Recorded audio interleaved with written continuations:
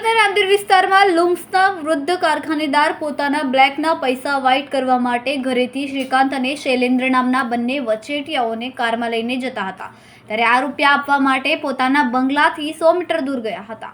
આ રૂપિયાની સામે વૃદ્ધને RTGS મારફતે વ્હાઇટ એન્ટ્રી મળવાની હતી, પરંતુ એક ઇનોવા કારમાં આવેલા 4 શખ્સે કારમાંથી પૈસાના થેલા પોતાની કારમાં મૂકી દીધા હતા અને ત્યારબાદ વૃદ્ધની કારમાં બેઠેલા શ્રીકાંત અને શૈલેન્દ્રને પણ પોતાની કારમાં બળજબરીથી બેસાડી દેવામાં આવ્યા હતા અને ત્યાંથી ભાગી છૂટ્યા હતા। જોકે વલસાડ LCBની ટીમે ફિલ્મી ઢબે પીછો કરીને 45 મિનિટની અંદર જ 4 આરોપીઓને ઝડપી પાડ્યા છે। વલસાડ જિલ્લા પોલીસની ટીમે કાર 4.55 કરોડ રોકડા અને આરોપીઓનો કબજો સુરત પોલીસને સોંપ્યો છે। ગઈકાલે સુરત શહેરમાં રાંદેર પોલીસ સ્ટેશન વિસ્તારમાં અંદાજિત 2:15 વાગ્યા આસપાસ એક હરીશ વાકાવાલા જે કાપડનો ધંધો કરે છે એ પોતાના 5 કરોડ રૂપિયા લઈ અને પોતાના એક મિત્ર શ્રીકાંત જોશી સાથે એક ગાડીમાં જતા હતા। દરમિયાનમાં એ લોકો કેશ લઈ એમને જે આ કેશ આપી RTGS કરાવવાના હશે જે બાબતે આ પૈસા લઈને જતા હતા અને શ્રીકાંત જોશી સાથે એમને આ બાબતે વાત ચાલતી હતી। શ્રીકાંત સાથે એક શૈલેન્દ્ર પણ નામનો માણસ કોન્ટેક્ટમાં હતો અને આ 3 જણા ગાડીમાં બેસી અને ત્યાંથી નીકળ્યા। આગળ જતાં એક જગ્યા ઉપર ઊભા હતા ત્યાં એક ઇનોવા કાર ઘસી આવે છે અને શૈલેષ વાકાવાલાના માથામાં મારે છે। શૈલેન્દ્ર પેલી ગાડીમાં બેસી જાય છે અને શ્રીકાંત જોશીને પણ પેલા લોકો જબરજસ્તી એ ગાડીમાં બેસાડી દે છે અને એમના ગાડીમાં રહેલી 6 અલગ અલગ બેગો જેમાં 4 બેગમાં 1 કરોડ રૂપિયા અને 2 બેગમાં 50 લાખ એમ કુલ 5 કરોડ રૂપિયાની ધાડ પાડીને આ લોકો બપોરના 2:30 વાગ્યા આસપાસ રાંદેર વિસ્તારમાંથી ભાગી જાય છે।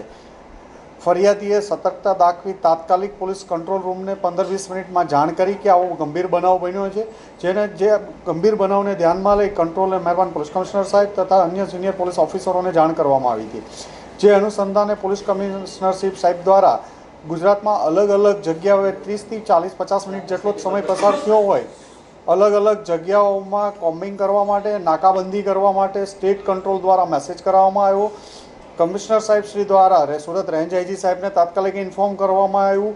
વલસાડ, નવસારી, સુરત ગ્રામ્ય, તાપી, ભરૂચ, વડોદરા ગ્રામ્ય જિલ્લા SP સાહેબો સાથે વાત કરવામાં આવી અને તમામ જિલ્લાઓની પોલીસ ટીમો ફક્ત 40 મિનિટ કે 50 મિનિટમાં રોડ ઉપર આવી નાકાબંધી કરી દીધી હતી અને crime branch, SOG, PCB, local zone 5 સાહેબનો સ્ક્વોડ, રાંદેર પોલીસ સ્ટેશનનો ડિસ્ટાફ અને અન્ય પોલીસ સ્ટેશનના ડિસ્ટાફો તથા સુરત સિટીની તમામ પોલીસો નાકાબંધી કરી સુરત શહેરમાં પેટ્રોલિંગમાં રહેલા। દરમિયાનમાં આ ગાડી ઉપર જે CCTV માટે પણ એક અલાયદી ટીમ બનાવવાની 30 માણસોની આ લોકોએ ત્યાંથી જે બનાવમાં કઈ ગાડી ઇનોવા હતી એનો નંબર પ્રાથમિક માહિતી મેળવવાનો પ્રયત્ન કર્યો, જેમાં એક ગાડી નંબર GJ05CJ0183 નંબરની ગાડીનો નંબર આઈડેન્ટિફાઈ થયો હતો। ગાડી જોવા મળી હતી કે આ ગાડીમાં આ લોકો પૈસા લઈને ભાગ્યા છે। આ ગાડીનું નંબર, વર્ણન ને અંદર બેઠેલા માણસોનું વર્ણન તમામ જિલ્લાઓને જાણ કરવામાં આવી હતી અને જે તપાસ દરમિયાન 2 જ કલાકમાં આ ગાડી વલસાડના જે બગવાડા ટોલ બૂથ છે ત્યાં આગળ આ ગાડીનો નંબર બદલી દેવામાં આવ્યો હતો, પણ અંદર બેઠેલા માણસોનું વર્ણન અને ગાડી MH4 પાસિંગ 04 પાસિંગનું લગાડવામાં આવ્યું હતું। તો જે આધારે એ પોલીસની હાઈવે ઉપર વલસાડ LCBની ટીમને જોઈ અને ભાગવા જતાં એમણે પીછો કર્યો અને પીછો કરીને આગળ જતાં 2 અસમો કયુમ પાશા શેખ જે મુંબઈ ભિવંડીનો રહેવાસી છે અને એની સાથે શૈલેન્દ્રસિંહ જે જોગેશ્વરી મુંબઈનો રહેવાસી છે, શૈલેન્દ્રસિંહ કુંજબિહારી, આ બંનેને પકડી પાડવામાં આવ્યા। એમની પાસેથી અંદાજે 4 કરોડ 54 લાખ જેટલા રૂપિયા મળ્યા છે।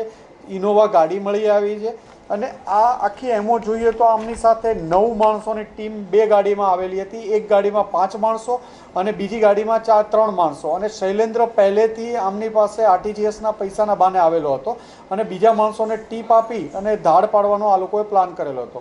આ નાકાબંધી દરમિયાન પોલીસની અલગ અલગ ટીમો જોતા બીજી જે ગાડી હોન્ડા અમેઝ હતી એ ભાગવા જતાં એમાંથી 3 ઇસમો ગાડી એક કન્ટેનર સાથે એક્સિડન્ટ થતાં 3 માણસોને હોસ્પિટલાઇઝ કરવામાં આવ્યા હતા, જેમાં 2ને ડિસ્ચાર્જ કરતા એમની પણ ધરપકડ કરવામાં આવી છે। ત્રીજાને સુરત ટ્રાન્સફર કરવામાં આવ્યો છે સિવિલ હોસ્પિટલમાં। દીપક પેની અને રાહુલ ભોઈ આ બેને અટક કરવામાં આવ્યા છે અને એમાં શૈલેષ ગાયકવાડ અને રાહુલ ભોઈ આ બંનેને એરેસ્ટ કરવામાં આવ્યા છે અને એક હોસ્પિટલાઇઝ છે। આમ ગણતરીના 3 કલાકમાં સુરત પોલીસ અને વલસાડ પોલીસ અને અન્ય ટીમોની મદદથી 4 કરોડ એક મોટી ધાડને અંજામ આપતા મુદ્દામાલ અને આરોપી સાથે પકડી પાડવામાં આવ્યા છે।